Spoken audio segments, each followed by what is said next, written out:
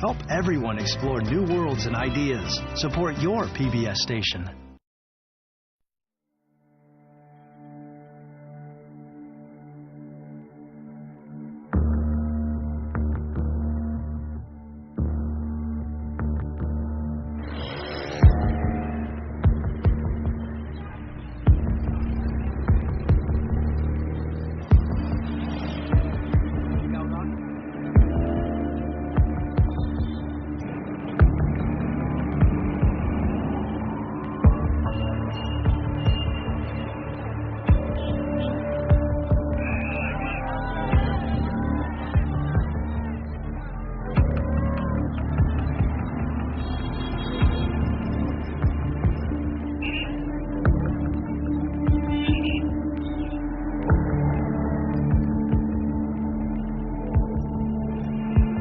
As we began to contemplate evacuation, the burning question was, who goes? And who gets left behind?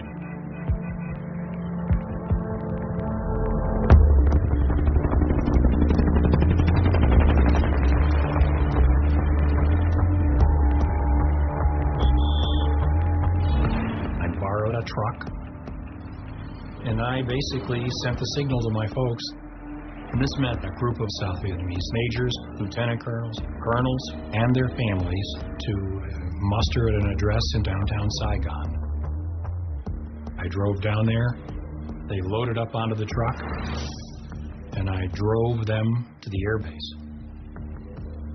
And I had told them, when you hear 3 thumps, that means hold the babies' mouths, don't breathe, don't talk, don't make any noise, because we're going through the gate post. I saluted in uniform as a captain of the United States Army. The guard waved me through, and I drove straight out to the flight line to an aircraft that was awaiting.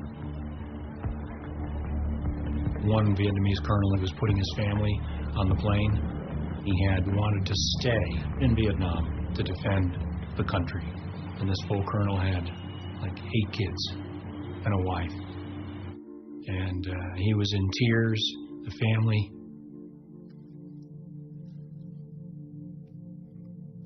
family were in tears, and I said to him, get on the plane, just go. It was a terrible moral dilemma for everybody.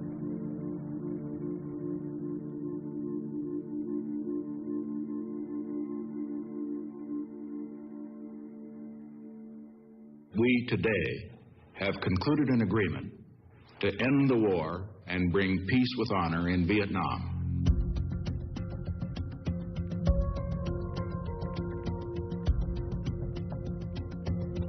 We have adopted a plan for the complete withdrawal of all U.S. combat ground forces. We are finally bringing American men home. We who made the agreement thought that it would be the beginning not of peace in the American sense, but the beginning of a period of coexistence, which might evolve, as it did in Korea, into 2 states. Reconciliation between North and South Vietnam, we knew would be extremely difficult. But I was hopeful. Because of the Paris Agreement, American soldiers were going home. But I was on my way back to Vietnam. I was assigned to Saigon in the first week of August 1973, so about 6 months after the ceasefire.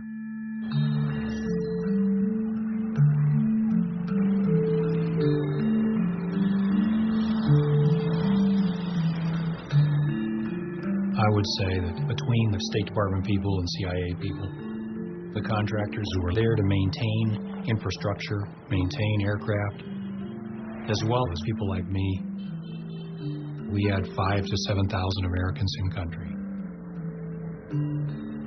A lot of the guys had Vietnamese girlfriends and wives, in many cases with children. In general, things were eerily calm and in many ways normal in Saigon. My sense was that we were going to be there, pretty much for a long time to come. I was assigned to the American Embassy in Saigon. I was in charge of the 84 Marine security guards that were there, making sure that they kept up with their physical fitness training. We were there to protect American lives as well as American property. It was just day-to-day job. The ambassador there was a guy named Graham Martin, a North Carolinian, just as I was. He spoke with a slow southern drawl. He was a great gentleman. He was a cold warrior in the old stripe. He'd lost an adopted son in Vietnam to combat. And he was not going to give up South Vietnam to the communists. He was determined to keep U.S. aid flowing into Saigon. When the ceasefire occurred in 1973, everybody toasted it with Bloody Marys in the U.S. Embassy. It was a grand party.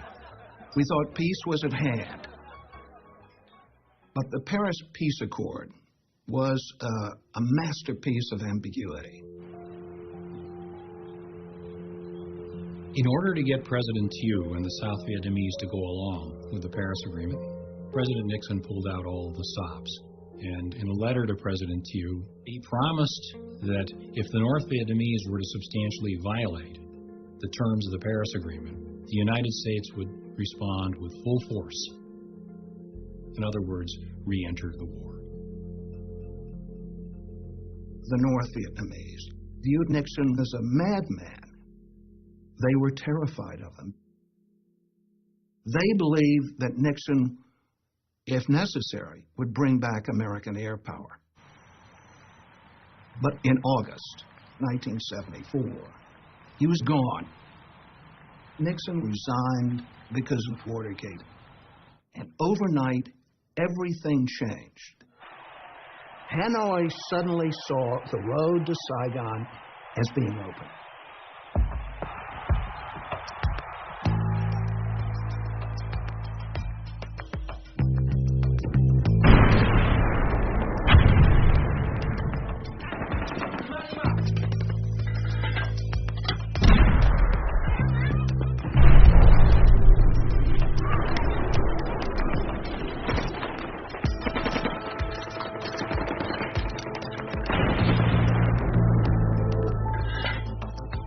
The South Vietnamese population had ample reason to fear the Vietnamese communists.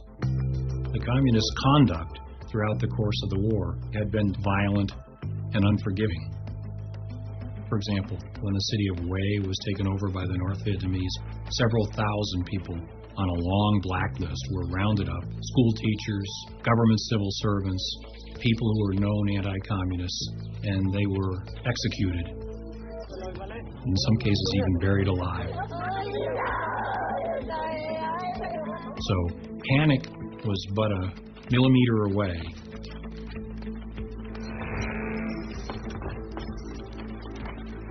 Hundreds of thousands of refugees are in a blind rush to flee even further from the rapidly advancing communists.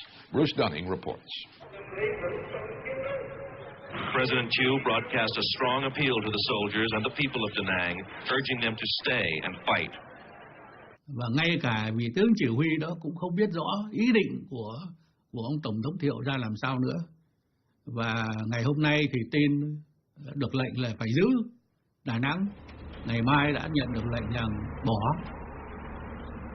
As the enemy approaches, the panic has swept from the coastal city's crowded back streets and pagodas onto runways at the airport. Our plane is surrounded here. I don't know how the hell we're going to get out. We're racing down the runway, leaving behind hundreds and thousands of people. About a dozen are there running along, grabbing at the air stair. We're pulling them on as fast as we can. There's a sea of humanity jamming on. Impossible to stop the crowd. We're pulling away. We're leaving them behind. We're pulling up with the... People are falling off the air stairs. The plane is taking off. It was every man for himself. So you saw the World Airways flight being mobbed by South Vietnamese soldiers. You saw ships with thousands of refugees, including lots of soldiers. You saw out-of-control panic. Basically, any boats, trucks, airplanes, or anything going south were besieged by people wanting to get on board.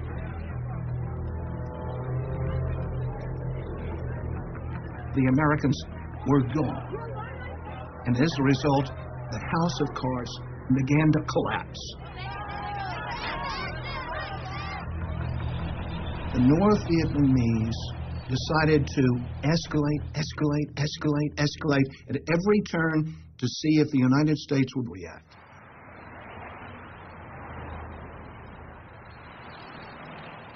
In April of '75, I was with President Gerald Ford, and we were flying across the country on Air Force One when one of the airplane's crew comes and hands me a note, and it says, "Da Nang has fallen."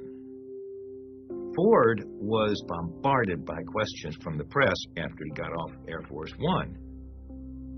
Around 150 to 175,000 well-trained North Vietnamese regular forces in violation of the Paris Peace Accords moved into South Vietnam. We have objected to that violation. It's a tragedy unbelievable in its ramifications. We are now in a crisis. We had a wave of humanity, 500,000 refugees rolling south towards Saigon. And 160,000 North Vietnamese troops moving right behind them.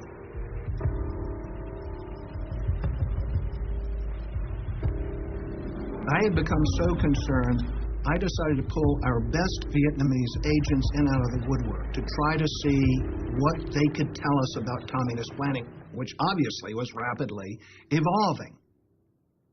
On the 8th of April, I met with one of our best agents who said, the communists are going to drive on Saigon. They're going to be in there by Ho Chi Minh's birthday, which was May 19th, literally a month away. Communist forces in South Vietnam, already solidly in control of 11 provinces, began working on yet another one today, Binh Dinh.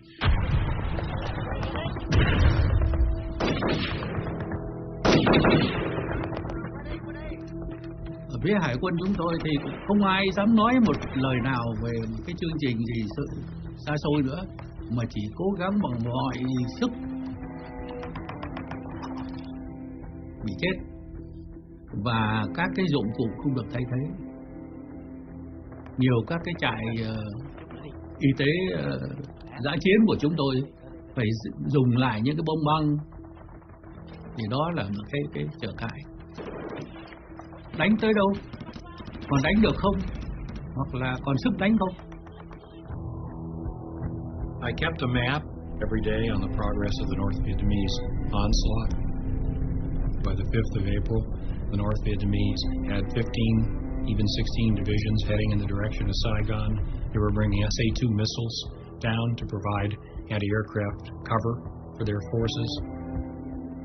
There were people who were saying, look, we've got to do some heavy planning here, because depending on how this goes, and it doesn't look good now, we may all have to evacuate. And Ambassador Martin wouldn't tolerate or countenance such thought. That was defeatism. That was poisonous to the prospects of the people we're here to help.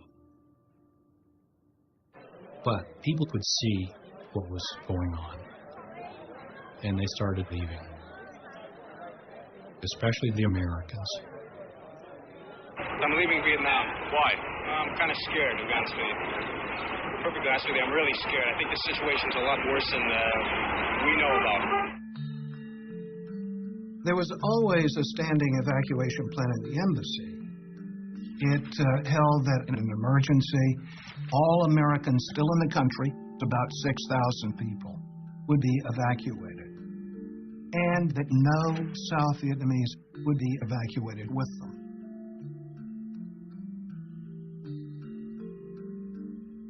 I was a student. The school is not closing, but it seemed like nobody interested in school anymore.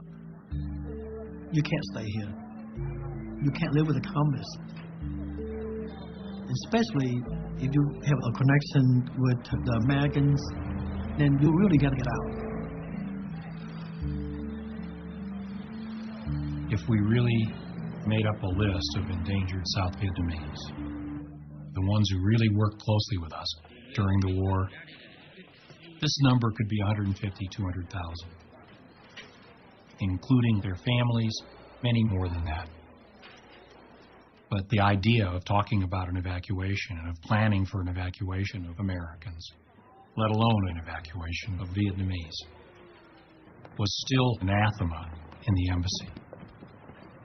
If you mean that South Vietnam is on the imminent verge of collapse, I think the answer is quite definitely no. I mean, we were dealing with an ambassador who was just convinced that somehow he was going to be able to pull this out and that there wouldn't have to be an evacuation and therefore there wouldn't have to be a concern about evacuating South Vietnamese. The situation in South Vietnam has reached a critical phase, requiring immediate and positive decisions by this government. There are tens of thousands of South Vietnamese employees of the United States government, of news agencies, of contractors and businesses for many years, whose lives, with their dependents, are in very grave peril. I am therefore asking the Congress to appropriate without delay $722 million for emergency military assistance for South Vietnam. If the very worst were to happen, at least allow the orderly evacuation of Americans and endangered South Vietnamese to places of safety. There was no way in 1975 that the Congress was going to vote any money to go to the aid of South Vietnam. We had pulled out our troops in 1973, and public opinion at that point shifted. The people of the United States, having seen Watergate, having seen the deception of the generals, weren't about to give any help in Southeast Asia. And, you know, Kissinger knew this. We knew we were not going to get the 722 million. By that time, it made no big difference. But President Ford said he owed it to Vietnam to make a request. We've sent, so to speak, battleship after battleship, and bomber after bomber, and 500,000 and more men, and billions and billions of dollars. If billions and billions didn't do at a time when we had all our men there, how can 722 million save the day? This is the way my map looked mid-April. The North Vietnamese just rolled down the coast. Saigon was clearly threatened. The situation was urgent. Urgent understates it. At this time, Ambassador Martin had been back in Washington, trying to persuade Congress to vote additional aid. He has no statement today. He came back to Saigon, and my boss, the CIA station chief, said, "Go down and tell the old man what's happening." I went in and I said, "Mr. Ambassador, half of the South Vietnamese army has disintegrated. We're in grave trouble. Please, sir, plan for an evacuation. At least allow us to begin putting together lists of South Vietnamese we should rescue." And he said, "No, Frank, it's not so bleak, and I won't have this negative talk." Young officers in the embassy began to mobilize a black operation, meaning a makeshift underground railway evacuation using outgoing cargo aircraft that would be totally below the radar of the ambassador. People like myself and others took the bull by the horns and organized an evacuation. In my case, that meant friends of mine who were senior officers in the South Vietnamese military. As the North Vietnamese came closer and closer to Saigon, these people were dead men walking.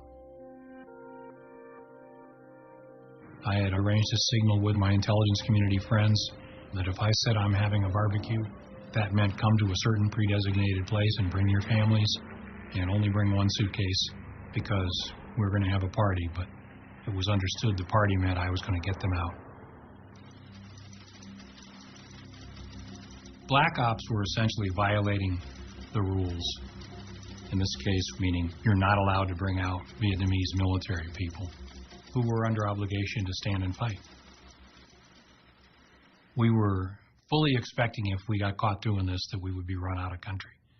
End of career, do not pass, go. But sometimes there's an issue not of legal and illegal, but right or wrong. The deputy defense attaché moved out Vietnamese personnel and their families to Clark Air Base in the Philippines without any approval whatsoever, without any immigration papers, anything, passports, you name it. And when they began showing up in the Philippines, Martin hit the roof and fired him. But that didn't stop other State Department people who had Vietnamese friends and family members. They continued to organize these makeshift airlifts.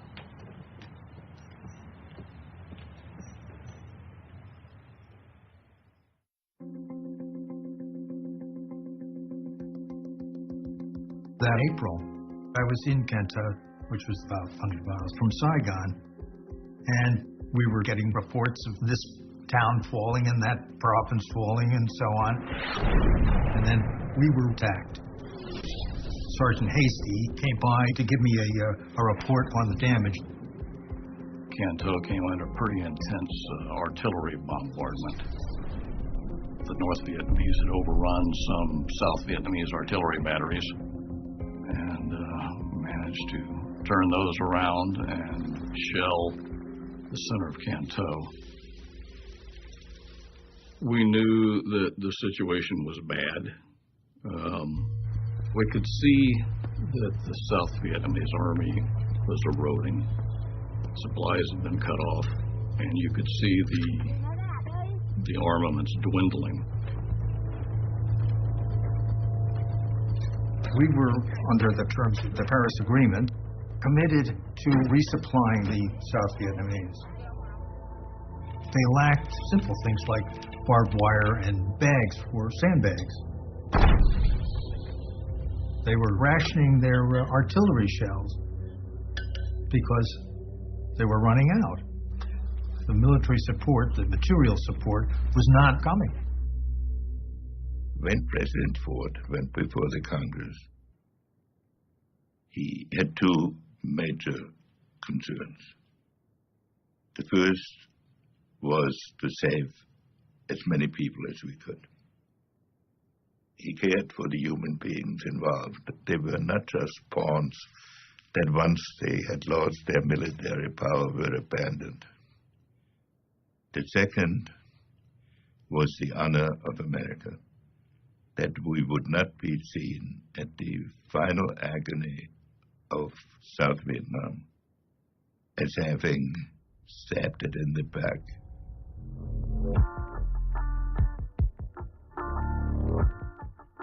Congress wouldn't pass it.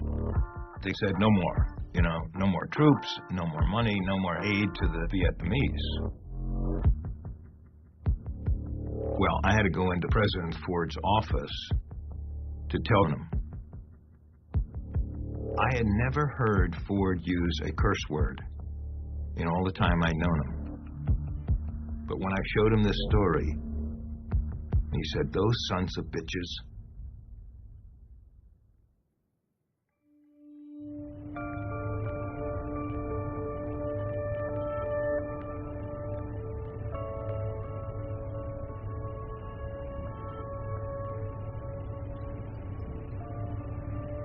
think there were a total of 50 ships that were there. I mean, it wasn't just us. It was a whole bunch of ships.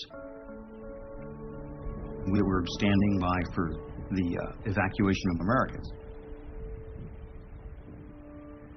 I was a terrible letter writer. I would write one letter for my wife's 10 letters, and she didn't like that. So she said, we're going to exchange tapes. So I would run into my stateroom, turn the tape recorder on for a couple minutes, and tell her what's happening. I really don't know where to start. It's been such an unusual couple days for us. We went with the rest of this huge task force of ours up to about, 20 miles off the coast, basically east of Saigon. As most Navy operations are, it was very carefully planned. We planned on the death. The chain of command for, as I understood it as a captain of the United States Marine Corps, and I think I got it right, is for any evacuation, that decision is the ambassador's decision.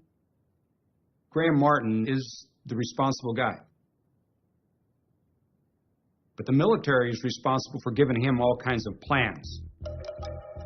And this is how we got into the 4 options.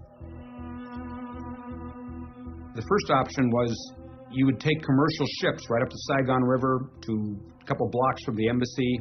You would load whoever you wanted to bring out on these ships, and you'd be done with it. The second option was, your United and Continental and Flying Tiger Airlines were still using Tan Son Nhut Air Force Base at the time, and you could have brought anybody you wanted out by commercial aviation. The third option was military fixed-wing aviation. The C-5As, the C-141s, which carry a lot of people. You could have brought them out of Tan Son Nhut on those. The very last option was helicopters off the carriers into Tan Son Nhut Air Force Base. We have 75 Marine Corps helicopters out there. The helicopter option, that was absolutely the last resort. They don't go very fast. They don't carry that many people. That was if everything else failed.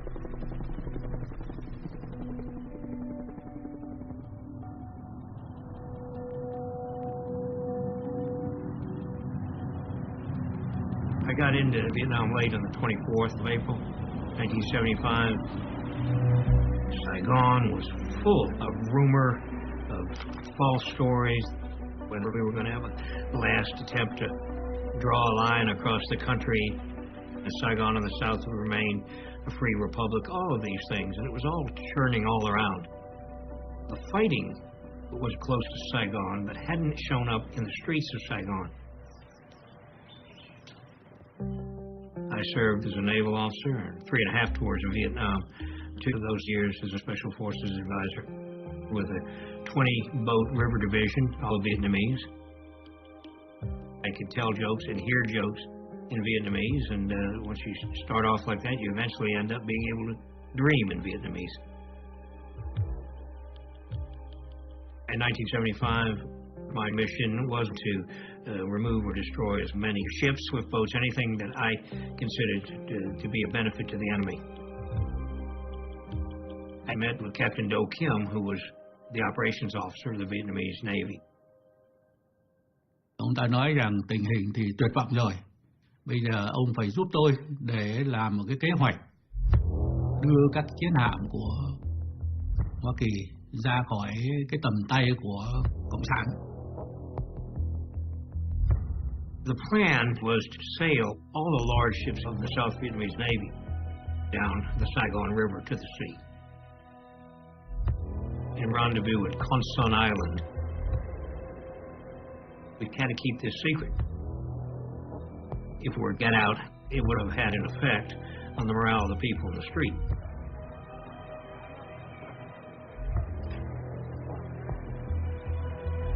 We knew that there were roughly 5,000 Americans still in the country. Many of them had Vietnamese wives, mistresses, whatever, just hadn't left. And they were basically letting us know we're not leaving without our families. Finally, we were given authority by the ambassador to bypass the immigration laws and send these Vietnamese out of the country. So then we started an operation basically to get out the Americans and their Vietnamese dependents.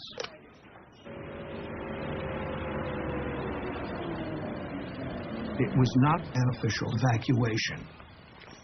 We still had no organized plan for evacuating high-risk South Vietnamese because we had an ambassador who was making up his mind on the wing. The president also asked Congress for authorization to use American troops here to evacuate Americans and Vietnamese who work for Americans. If it were necessary. You had plans for that? Well, of course, every embassy in the world has plans for it. You think it will be necessary? That again, you see, is a judgment that I can't possibly make at this time. We have been reducing the population here as a measure of prudency, and we'll take measures to reduce it further as a question of prudence. The ambassador was extremely skittish, and I guess understandably so, about talking about evacuation, about sending signals that an evacuation was being planned or even executed. He feared it would trigger a panic. It's time to get out. And in Saigon at that time, it was like, who do you know? The key word would be connection. There's a lot of people, they try to get their money. Because if the people have money, maybe they will find a connection to get out. You know, so you want to go? Give me this kind of money. One guy said to me, the family, tell them to come to the boat dock. I was waiting for them. You know, of course, they took the money, but they never got us. There was chaos in Saigon at that time. Everybody was looking for ways to get out as soon as possible. Of course, the Americans we worked with had a plan in place for us. They told us to get to the meeting place, which was a safe house, and near the American embassy, and to wait for buses to come to pick us up.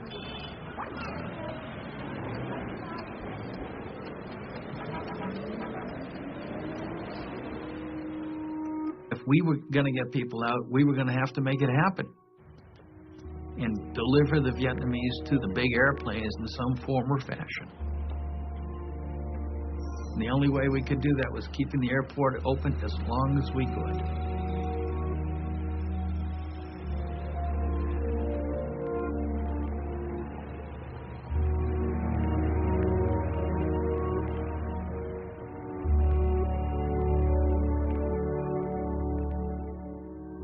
Ambassador Martin still hoped that somehow this thing would not end with the North Vietnamese humiliating the United States by attacking Saigon. But it seemed like the North Vietnamese had other ideas.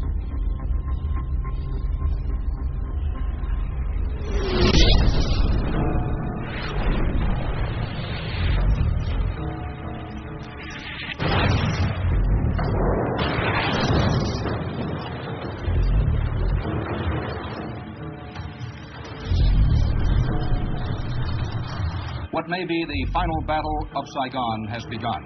Communist ground forces have started moving in on Saigon's Tan Son Nhut Airport. Rockets exploded all over the base, touching off 3 major fires. The air base was under continuous artillery fire. I felt the rounds. They were so close. The shrapnel was clinking against the fence behind us. It was abundantly clear that it was a whole new ball game.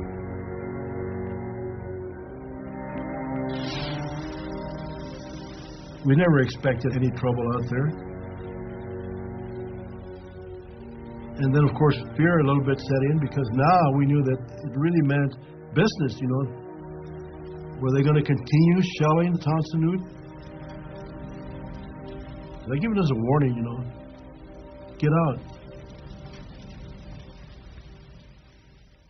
as the sun came up, General Smith, who was our defense attaché out at Tan Son Nhut, contacted the ambassador and said, the plan to use the fixed wing to get a few thousand people out today isn't going to work. And we need to consider that this is it. Option 4, a heavy lift helicopter evacuation. And Ambassador Martin wouldn't hear of it. He said, I want to come out there. I want to see it. Which he did. He got in a sedan. He didn't lack for guts. There was still rounds coming in. Sporadic. But there was still artillery fire. And he could see that the main runway was full of craters from North Vietnamese artillery. And it was understood that General Smith was not being premature with the recommendation for option 4. Ambassador Martin's concern very clearly, up to now, was that once we start an official evacuation, it's pretty obvious that the game is over. You've got to remember, this is an ambassador who had lost his only son in combat in Vietnam. One becomes pretty invested in that country. He had been holding out hope that some kind of third-party solution could be worked out so that South Vietnam could continue with some form of independence or autonomy. And he was being encouraged to think that this might be possible. But the morning of the 29th, he came to accept the fact that that wasn't going to happen. And I picked up the phone and told Secretary Kissinger to inform the President that I had decided that we would have to go to option 4. When I tell President Ford the airport is being shelled and that's it, it's now time to pull the plug, I mean, it keeps coming back time and again. You really think we have to do it? That's how heartbreaking it was for him. He finally, reluctantly, gave the go-ahead for the final evacuation. This is the American Forces Vietnam Network. The prearranged signal for the evacuation was broadcast on American radio in Saigon. The message was the temperature is 105 and rising, and then Bing Crosby's White Christmas. And sure enough, about 10 o'clock in the morning, I believe, on the 29th, there was Bing Crosby on the airwaves.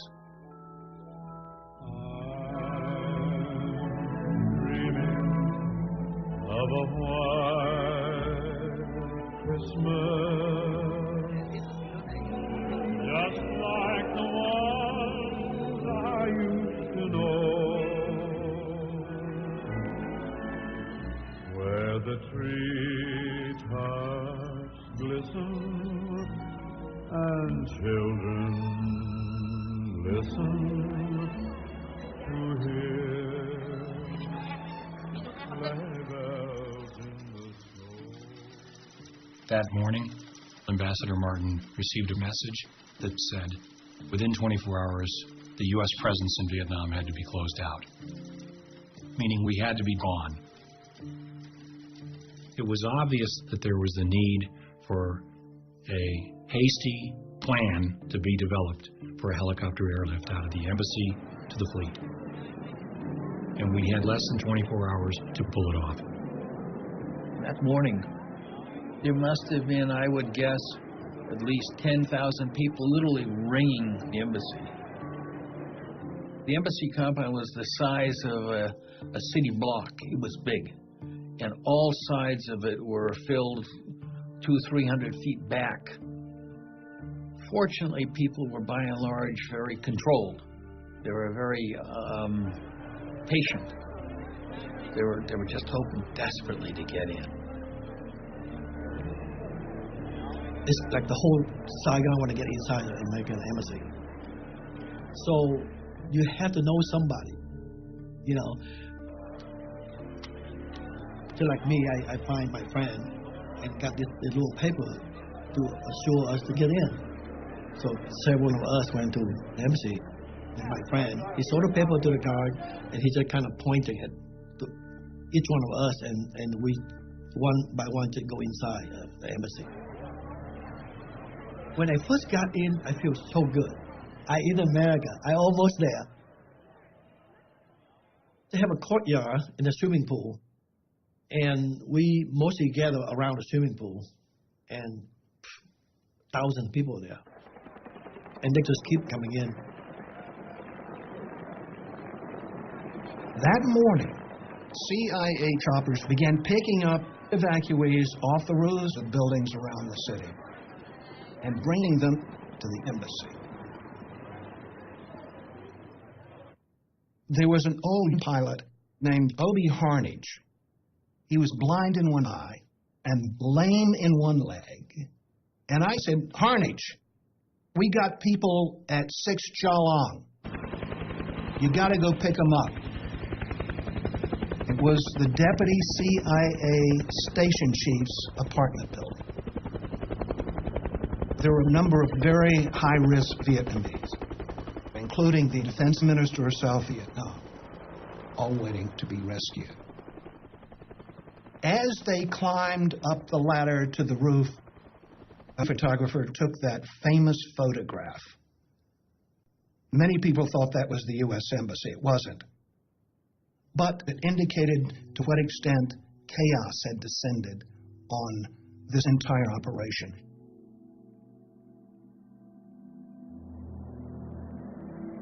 Inside the embassy, everywhere we looked, was teeming with Vietnamese. We counted them.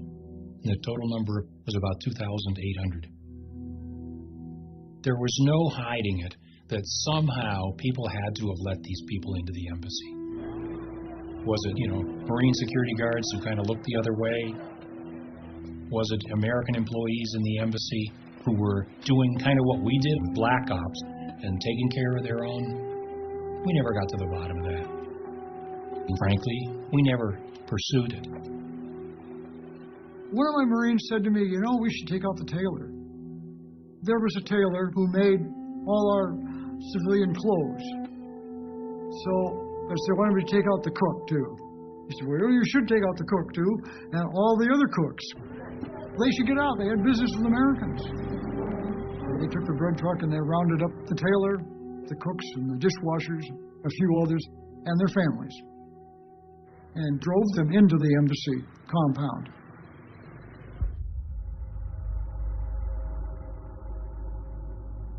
There was in the parking lot of the embassy a great tamarind tree, which the ambassador had often referred to as steadfast as the American commitment in Vietnam. The CIA station chief that last morning said, Mr. Ambassador, we have to cut this tree down. You could not land any large helicopters on the parking lot unless the tree and all the shrubbery was all gone. The ambassador had resisted us cutting that tree because he did not want anybody to be alerted that we were doing any sort of evacuation or we're going to do any sort of evacuation. He was upset, but finally he succumbed, to just common sense and gave up his, I guess you could call it a dream, and we cut it down.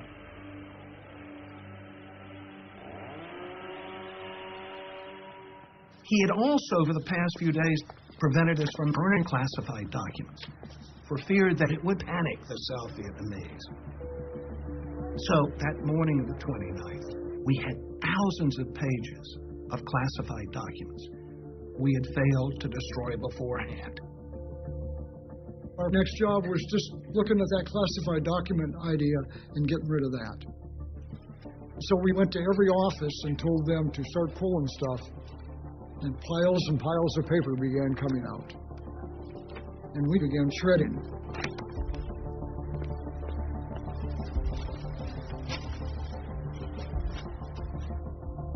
there was a small building where we handled the pay for the Vietnamese who worked for the embassy. And in this building, there was over $1 million in U.S. currency.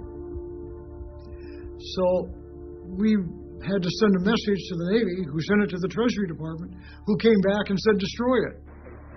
So I assigned a few Marines to get rid of the money. And I said, oh, by the way, we're going to lock you in there. It took them 8 hours to burn $1 million. That morning, fear and desperation were the order of the day. That I had a job to do. It was an important job to do, I thought, to deny the enemy the South Vietnamese naval ships. Thì ông nói rằng, Đại tá Kiểm, chậm lắm rồi, ông phải ra đi ngay. Thì lúc đó cái kế hoạch của chúng tôi là thứ nhất là bỏ hết tất cả các sự sửa chữa thông thường và chỉ chú trọng vào các cái bộ phận chính của một chiếc tàu, tức là máy tránh. Nếu mà một máy cũng tính là chạy được, thay vì 2 máy, nhưng mà một máy chạy được cũng được, một máy điện cũng chạy. We had expected, frankly, a longer time period to get ready. We had been told by people in our intelligence community that we might have as long as the 4th of May. But the North Vietnamese were closing in quite tightly, and clearly it was time to send the signal to leave. Thì chúng tôi có chừng là khoảng 32 chiến hạm lớn, có 30 chiến hạm lớn có thể đi được. Cũng tính với lại ông Armitage rằng tôi sẽ cố gắng cho thủy thủ đoàn ra đi càng đông càng tốt. Thì tôi nói thủy thủ đoàn chắc chắn để đi, nhưng mà còn gia đình của họ sẽ không đi nếu không có gia đình họ đi theo. I knew this, but I didn't know how many civilians were going to be on board. I had no idea. Nó quá cái nhiệm vụ của tôi. Trên tôi còn có những người cao cấp hơn tôi. Tại sao họ không làm? Anh em mình cứ thấy rằng đó là cái nhiệm vụ của mình thì là làm. Và khi đã làm đó thì phải làm cho chót. Thì trong khi cái sự mà tính rằng làm cho chót đó đôi khi vượt quá cả cái nhiệm vụ của mình, nhưng vẫn làm, vì cái đó là lẽ phải.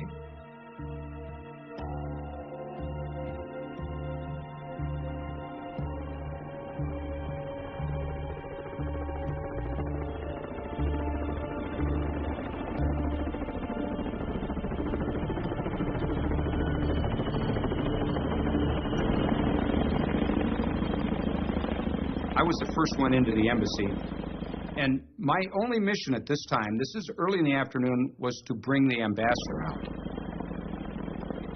It was actually a mission, it was called Embassy Snatch. I was just supposed to get the ambassador. I land and I said to the people, I said, I'm here to get the ambassador. And, well, not quite.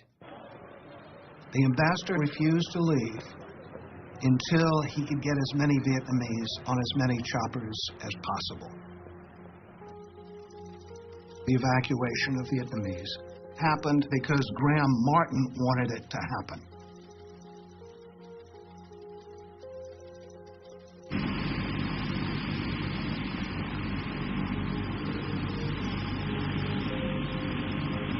So they loaded some Vietnamese on my helicopter.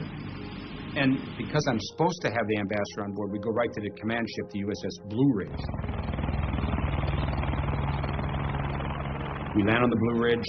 General Carey comes out, wants to know where the ambassador is. He said, well, he didn't get on. I mean, I don't know who I'm supposed to tell, but I told everybody I was supposed to get the ambassador, but the ambassador didn't get on. So that starts the lift. Like I say, we have 75 Marine Corps helicopters. You and your wingman would fly into the embassy, get your passengers loaded,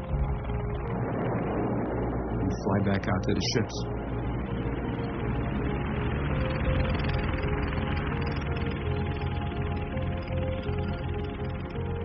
It was a little over an hour back and forth.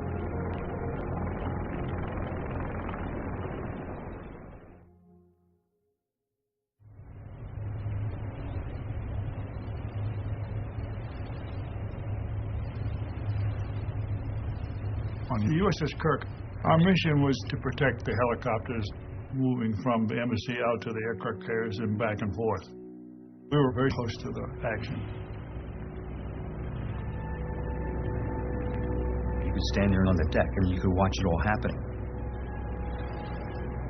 We thought that the USS Kirk was just going to be an observer to this whole thing, and when all of a sudden on radar we started seeing these little blips coming out from the shore.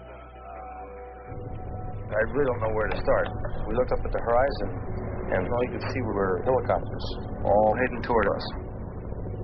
These were not Marine Corps helicopters. They were small helicopters, the little Hueys, which were never part of the evacuation plan. But they were flying over top of us. We were watching them fly over top, over and over and over again. We viewed them as enemy until we could verify who it was. Then we realized that these were South Vietnamese trying to escape. I figured if we could save one, at least we saved 15, 20 people. They were packed in there like sardines. So I made a decision, land the helicopter. One of our sailors could speak rudimentary Vietnamese, so we put him on the radio and he started broadcasting. This is ship 1087, land here. So we got his attention, he came flying over, he landed on our flight deck. And it turned out that the pilot, he was the pilot for the Deputy Chairman of the Joint Chiefs of Staff, real high up. And he had the general with him. It was a two-star general. And the two-star general's nephew, 3 women, about 4 children. It was a big deal for us. When it landed, we got everything off, and I looked up because there were 5, 6, 7 stacked up ready to land. Turned out all throughout the southern part of Vietnam, there were South Vietnamese Army and Air Force installations with 1 or 2 or 3 or 4 helicopters.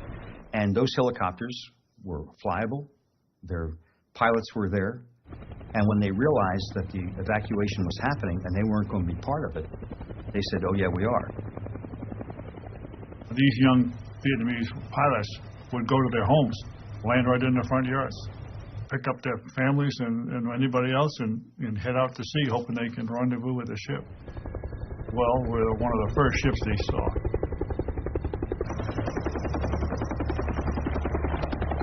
Our flight deck will only take 1 helicopter at a time landing. There are no wheels on them, you just have skids.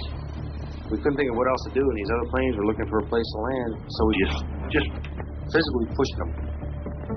Of course, this was a big old helicopter, thousands of pounds, so we had to figure out how to get it 15 feet over to the edge of the flight deck. You don't have time to think about what you did, you just had to do it. So we opened up our flight deck and they began to land, one right after the other. Some of them were shot at, holes in them.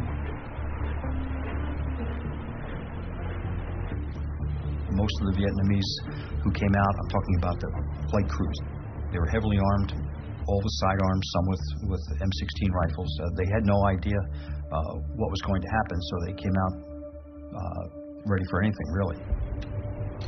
So we had to disarm them.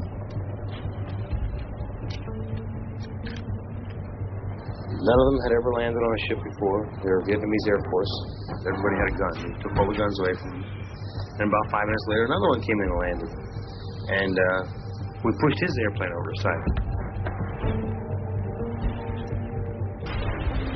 I was the second one. I helped push that one over too. Then the third plane came in. It landed also. We pushed it over the side. So meanwhile, we've thrown 3 helicopters in the water so far. This is incredible. I know you're probably not believing it, but it's all true.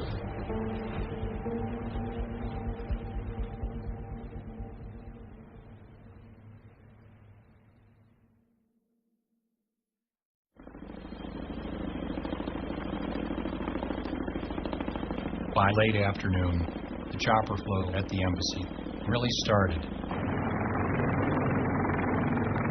And each time a bird came in, here would go another 40, 50 people.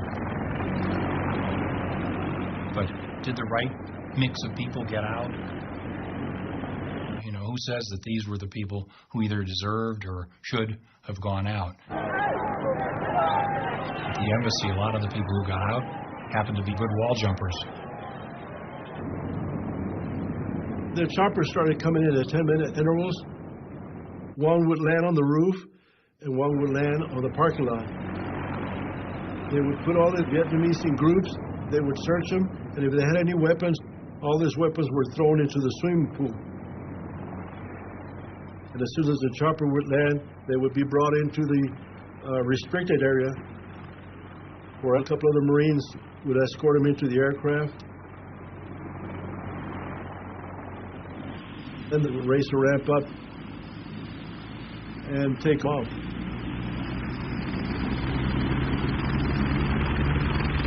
I remember I told to my friend, and he said, "Oh, it's our turn now. We're almost there, so we're all excited."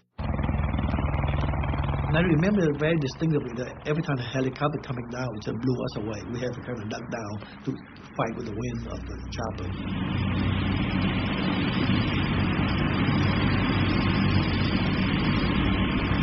Three of the choppers that came in each landed a platoon of 40 Marines from the task force.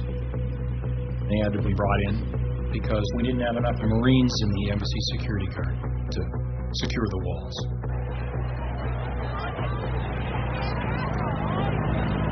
I went with my wife to the embassy. A lot of people, they clinged to the top of the wall, but they couldn't get in.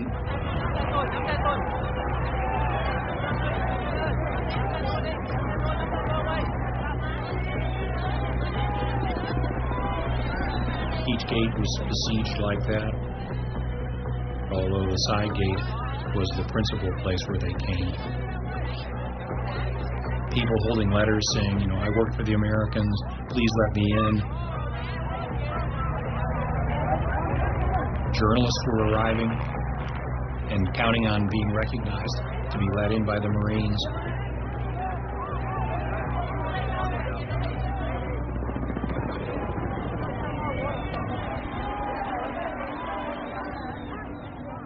There was a sea of people wanting to get out by helicopters.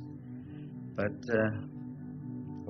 they looked up at the helicopters leaving, and I could see their eyes. Desperate eyes.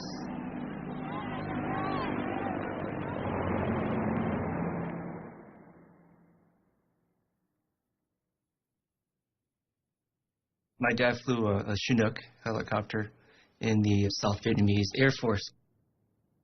He had been waiting for orders, but his captain had, basically just left. So he and some other pilots picked out the best Chinooks and took off.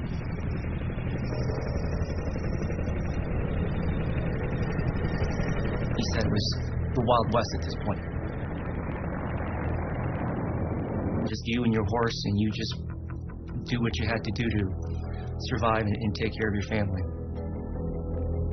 He had given my mom a heads up that if she did hear a Chinook coming, to get ready. I was 6.5 years old. I can still hear the rumbling, very, familiar rumbling of a Chinook.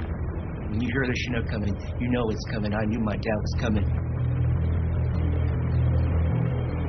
In Saigon during my childhood, it was like, say, living in the middle of busy LA. So there's really not a big area to land the Chinook.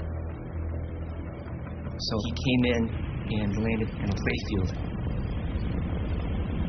Caused a lot of wind, caused a lot of commotion. My mom grabbed my little sister, who was about 6 months at that time, and I had a little brother who was about 3 or 4 years old, myself. We quickly ran into the Chinook, and we all flew off out into the Pacific Ocean.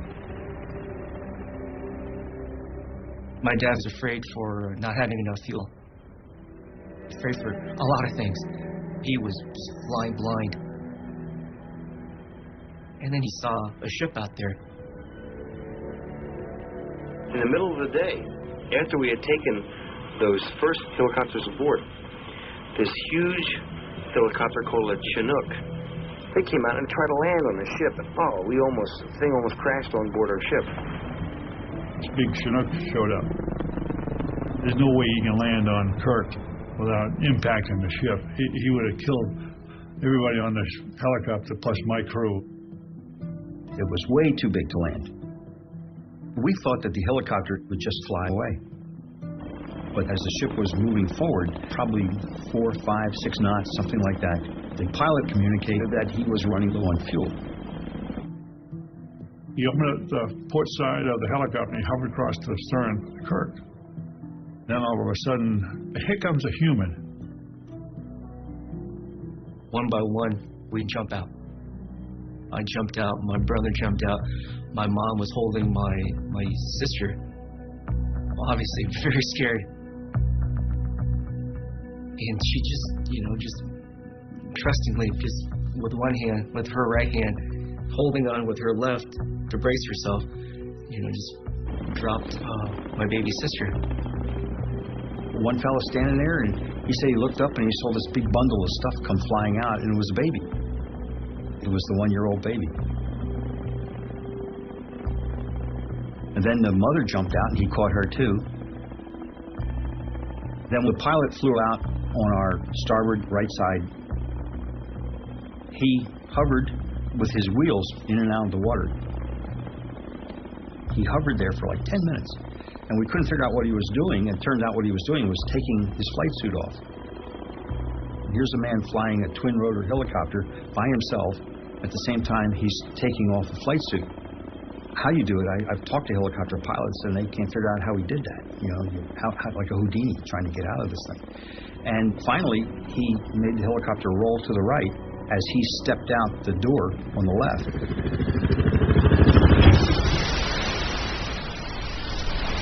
Just thunderous, loud noise. The shrapnel is just blowing up. Suddenly, just quiet. And he pops up, and he's alive. And he swam away. The helicopter was only about 20 feet from him when it hit the water. It was amazing. We went out, picked him up. He was no worse for the wear. He was a little bit wet. Well, one unfortunate thing is he had some small bars of gold, which was all his worldly possessions, that were in his shirt pocket that sank. So he lost everything. He didn't own a thing but his underwear when he finally came aboard the ship. He was a tremendous pilot. The guy was just so cool and calm. We've so far taken a total of 17 helicopters. We ended up with 157 people aboard the ship.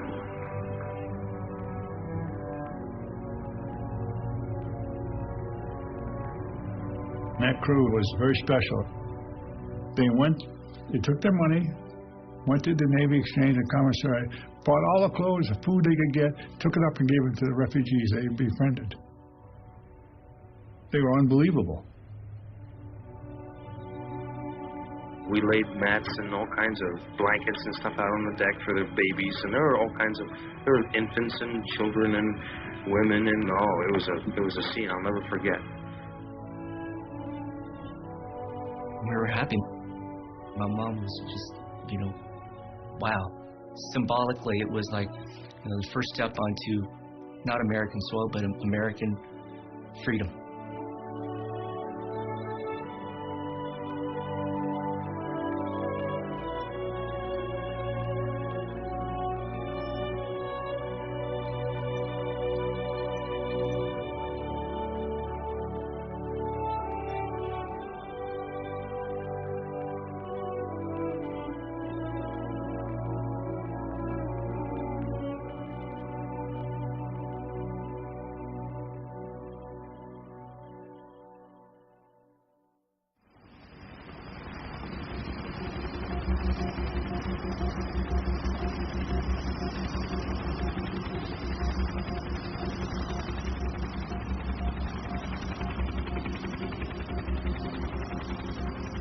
When we started the evacuation, we were very, very excited about it.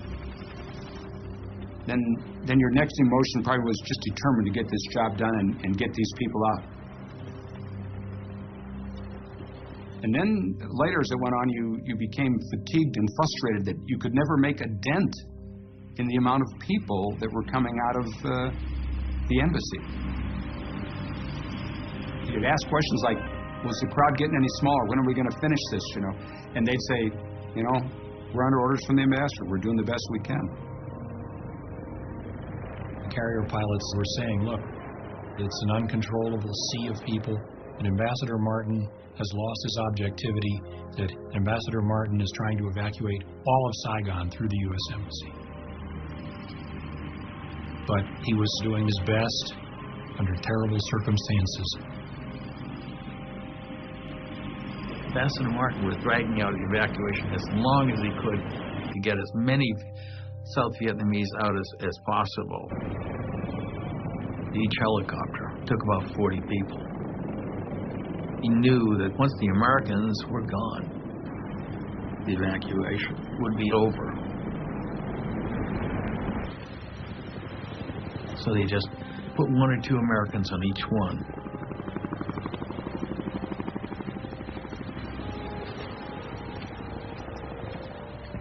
You're very tired, and you're not seeing an end of this thing. So I got the word out, you know, we could use some help out here. We only have 75 helicopters.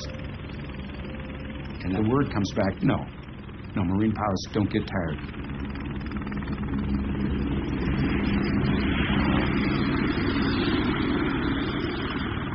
Back at the embassy, under the ambassador's direction, we, of course, were taking advantage of the presence of the aircraft to evacuate threatened folks. But there were other independent efforts to get people out.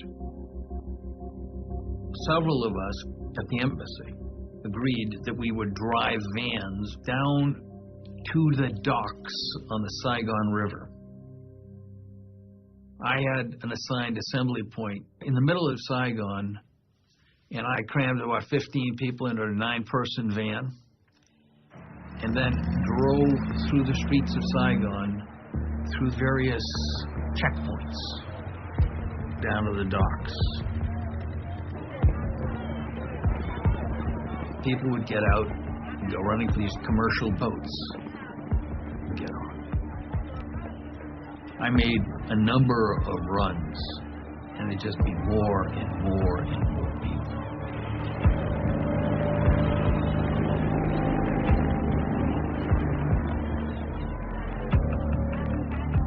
Finally, as the sun was going down, we were running out of light. A man came up to me.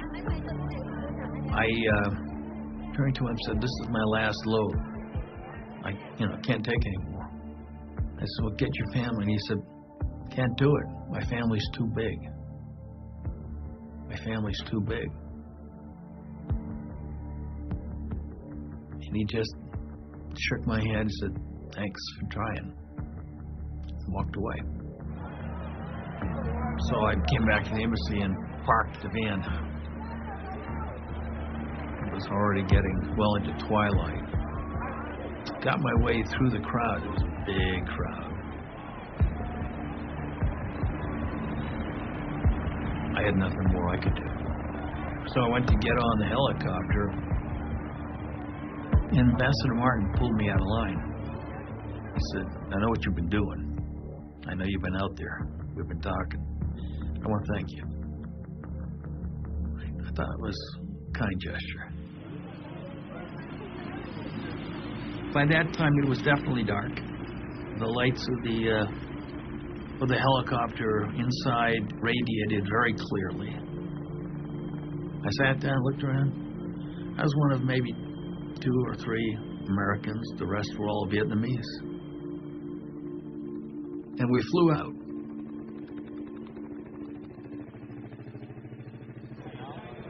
It was very dark. I remember that. And people were starting to elbow each other, trying to get in the front line. And that's when the Captain Hampton started speaking to us in Vietnamese. Không ai sẽ bị bỏ lại. Nobody is going to be left behind. Tôi ở đây, tôi không bao giờ bị bỏ lại. Then he said, when you are in American embassy, you are in American soil. I promise me and my soldier will be the last one to leave the embassy. So after that announcement, everybody feel relaxed. Literally, we totally relaxed. We have nothing to worry about. Yeah. We were told that the North Vietnamese tanks were coming very close.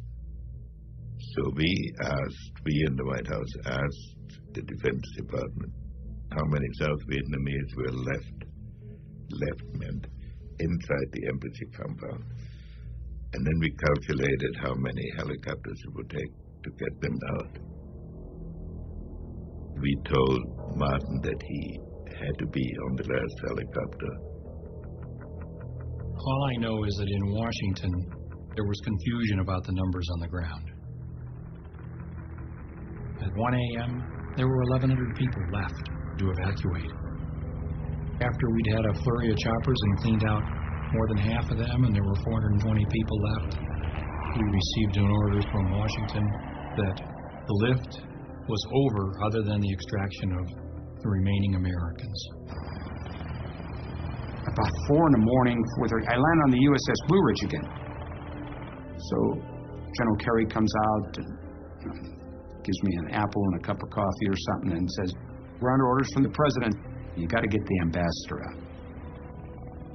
So we fly in. I land on the roof exactly at 4:50 in the morning. I said, "I'm not leaving until the ambassador's on board." One of the Marines lowered the flag, folded it up, and escorted the ambassador up to the landing zone up on top of the embassy, and he gave him the flag. And that was it. Major Keane came to Colonel Madison and said, "No more, only Americans from this point on." And Madison said, "The hell you say, we've got these people over here." And Keane said, "Sir, not going to happen. It's a presidential order." And Madison said, "I'll take this up with the ambassador." He was very hot under the collar. And Keane said, "You can't. That's him," and pointed to the CH-46 that was just flying away.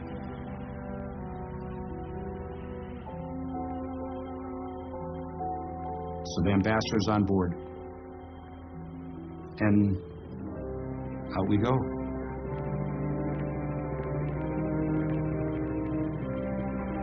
When we land on the Blue Ridge, 15 or 20, maybe 25 people get off with the ambassador, and that was the end of it. I flew 18.3 hours straight through. Graham Martin looked very tired, extremely haggard. I mean, he looked like, I'm sure the pressure was immense. And at what time were the cease evacuation? Cease evacuation? We could still be flying if we hadn't got the ambassador out because he refused to stop the lift. Like about 3:45 then.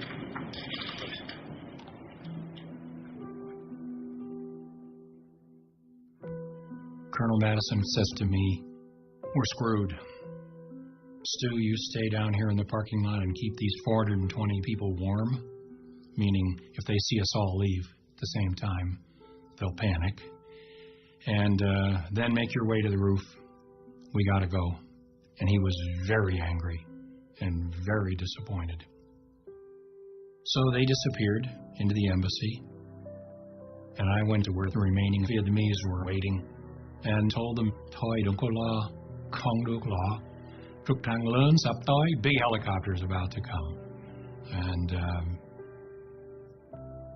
waited a few minutes. Then I saw a chopper take off, and I thought, shit, was I supposed to be on that one?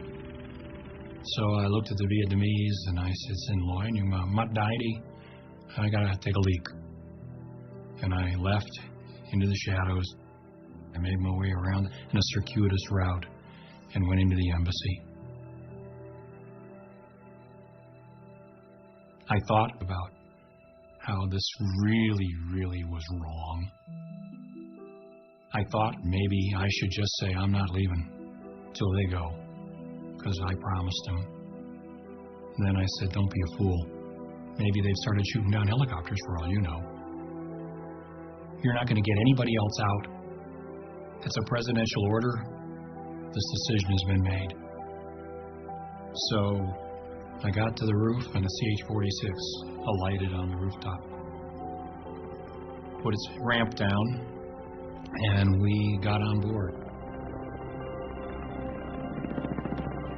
As it took off, the door was open. And down in the parking lot, I could see the group of 420 of them. They were right where we had left the marshals on this little patch of grass. I felt absolutely awful. It was just so serious and deep a betrayal.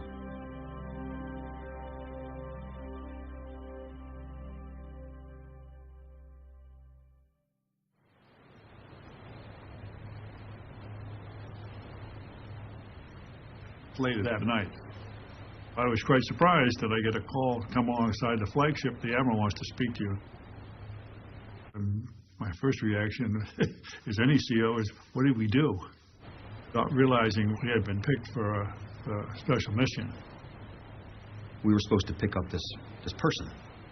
He was 30 years old, came aboard, civilian clothes, and the captain was just told to take his direction from this guy. I went aboard the Kirk and met with Captain Paul Jacobs. And the first thing he said to me is, young man, I'm not accustomed to strange civilians coming aboard my ship armed in the middle of the night. I said, Captain, I assure you, neither am I. He smelled like a naval officer. One officer can smell another one. So I looked him up in the Blue Book. He's a graduate of Naval Academy. So from that point on, we were fine. What do you want to do? And we worked together as a team. We steamed down to Quonset Island, and we could see on the radar display that there were a lot of blips. And I remember dawn breaking, the sun coming up, and seeing what I had seen as a radar display in person. There were dozens of ships, and not just Vietnamese naval ships, but also civilian ships. And they were all totally crammed with people.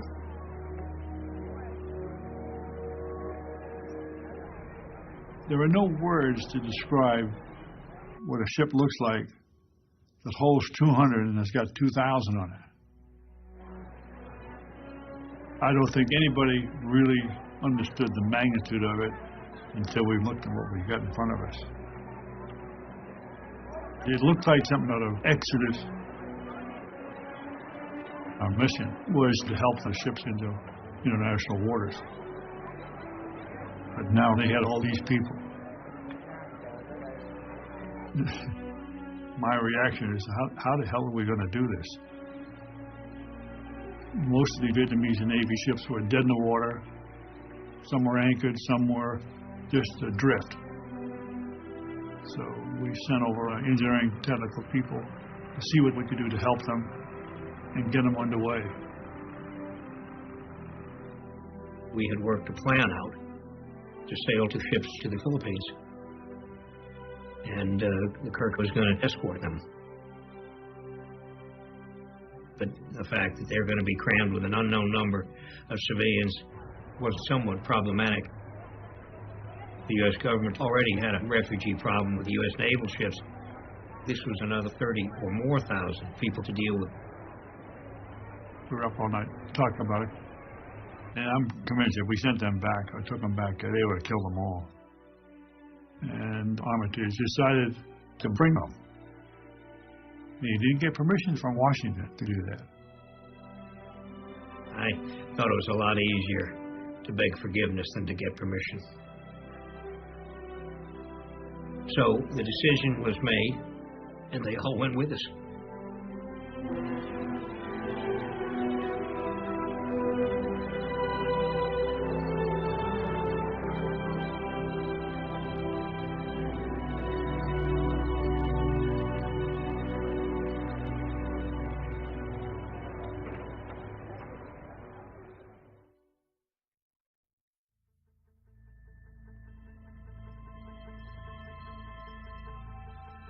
We had finally got out the the last of the refugees that we could get out. Now we had to evacuate the Marines. They were all inside the embassy building, except for us. I was still on the embassy grounds with two of my sergeants, and I said, "You two stay right with me. Don't leave my side." We slowly walked backwards to the embassy door. And a couple of Vietnamese came towards me. I said, "We have no more helicopters. That's it. I'm sorry. We cannot take you." And they began to argue with me. They spoke good English, too. "We can ride in your helicopter." I said, "I'm sorry. No more." So we spun around and slammed these huge doors, and we locked it from behind.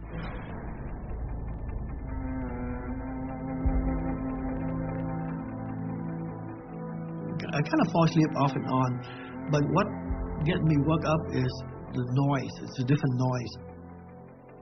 So I kind of look up, and the first thing in my sight was I didn't see that soldier there anymore on that wall. There were people throwing blankets or jackets and materials over the barbed wire so they can climb over the wall to come in.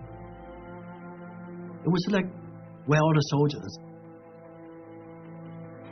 We were going up the stairs, and below me I could hear feet running on the stairway. When we got to the roof, Master Sergeant Valdez was there. He says, "We got everybody?" "Yeah." I said, "Man, there's somebody chasing me up those stairs."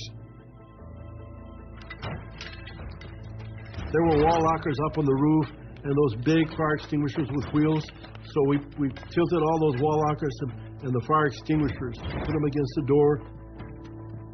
There was a little window there that we could see them in there. All the Vietnamese trying to get to the roof. The Marines started going out as choppers came in. Then all of a sudden, choppers all ceased. There was 11 of us still left there.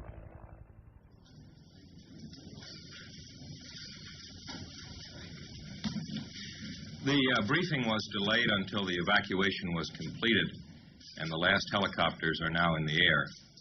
The President commends the personnel of the armed forces who accomplished it, as well as Ambassador Graham Martin and the staff of his mission, who served so well under difficult conditions. We were told that Martin had left on the last helicopter and that the evacuation had ended. I'm confident that every American who wanted to come out is out. So we held a briefing. Well, it turned out not to be the last helicopter because there was another horrendous screw-up. There were no helicopters. You know, we were just kind of sitting down around, looking at each other, wondering, you know, what's going to happen here, you know, whether they truly had forgotten about us. So I got on my radio, and I began saying, U.S. Navy, American Embassy, request extraction immediate. And I repeated this over and over and over. The only option we had was sit on the stupid roof, like a sitting duck. And I kept thinking, where are the North Vietnamese? About 7:45 in the morning, you can start seeing the North Vietnamese coming down the road. My thoughts were, what's to keep them from bombing the top of the embassy roof and blowing us off, you know? A tank is going to take one shot. If it hits the building, you're gone.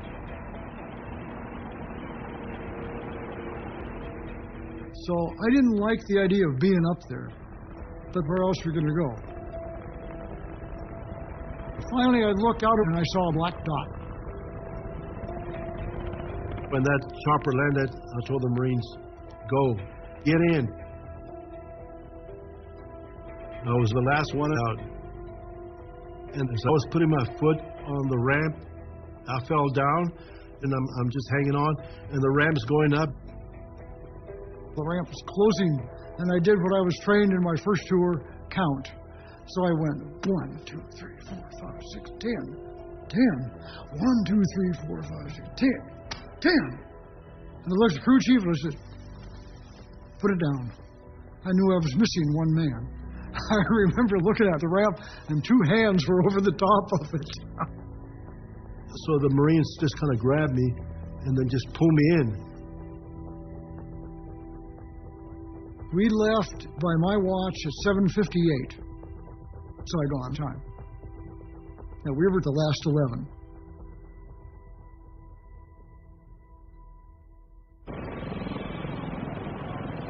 My cameraman Neil Davis and I decided to stay. We saw the last helicopter leave from the roof. We then tried to scramble into the embassy ourselves. Neil got to the roof, I did not, and he saw dozens of Vietnamese just sitting on the helicopter pad on the roof of the embassy, waiting, wanting to get out, and of course no more helicopters were going to come. I didn't join them. I actually scared. If the communists come in, the last thing we want them to see us is an American embassy. So we get out.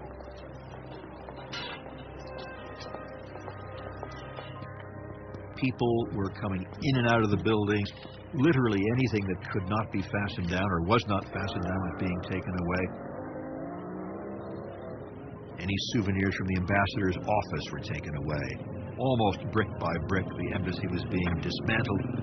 It was ordinary looting, but more than that, I think it was just frustration and anger and an opportunity to get back perhaps at the Americans, because in the view of many in that crowd that day, we had deserted them.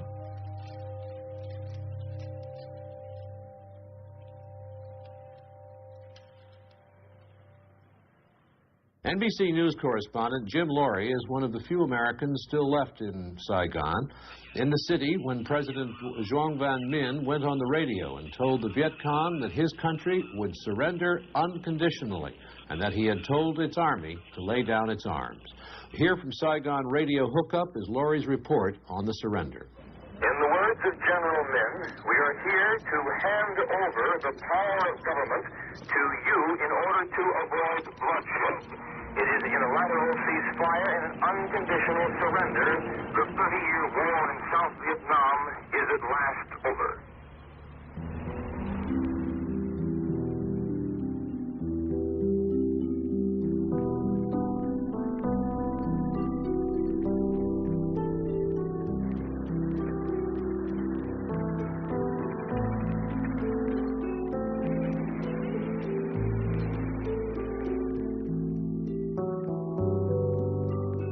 First thing I did was to destroy my documents, my badges, just keeping the civilian ID. And then I went around Saigon to see what happened.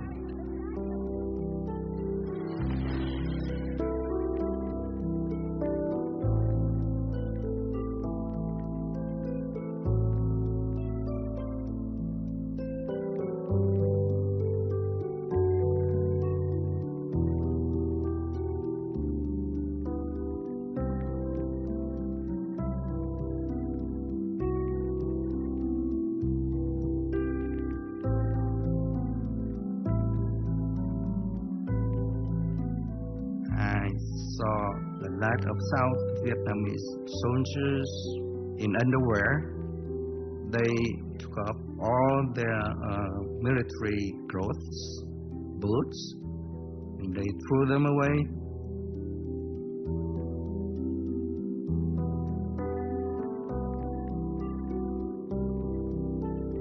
And I thought, well, what would happen to them? And to me, to myself, right? I thought of my friends who were killed in action, and I thought, well, is this what we fought for? Is this what the Americans came for? And I didn't have the answer.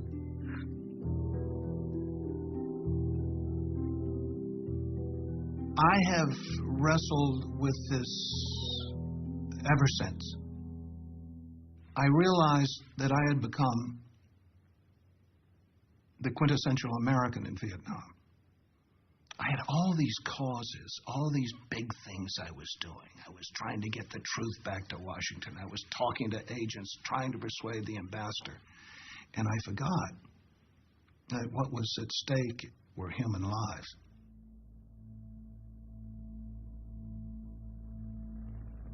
For years after that, I hear that sound in my head, that sound like in the middle of the night. I just jump up. I thought the helicopter come pick me up. I called it Dream in the Wind. Later on we found out the big fleet is out there. You can just take a boat and go there. They take everybody. If you can get out there, you're on board. And I just didn't know that. You know, so.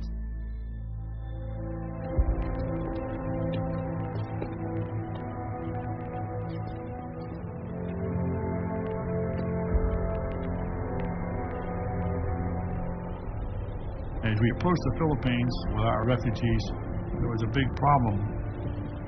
They wouldn't let us in, and the reason they wouldn't let us in is because the government there had recognized the new regime in Vietnam, and these Navy ships we were escorting were all flying South Vietnamese flags, and the solution was to reflag all these ships as American ships.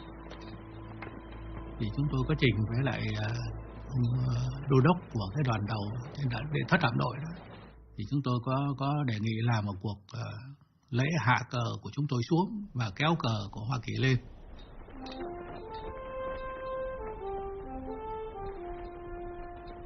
Này công dân ơi, đứng lên đáp lời sông núi, đồng lòng cùng đi hy sinh biết gì thân sông. Tôi đã hát không biết bao nhiêu lần hát quốc ca và cũng đã tham dự không biết bao nhiêu lần lễ hạ kỳ. 42 tuổi là những con sói già ngoài biển rồi mà cũng không cầm nổi nước mắt. Thế trùng lại và mới thấy thấm thía rằng lúc này đúng là mình đã mất nước, đã mất hết. They lowered the Vietnamese flag, people crying. It was very emotional for them to lose their country, their flag, their ship. Everything was gone.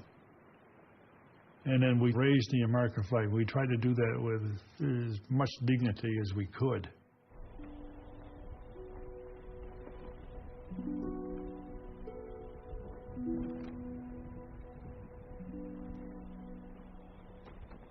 There were thousands and thousands of Americans who served in Vietnam who were sitting at home heartbroken at watching this whole thing come to naught.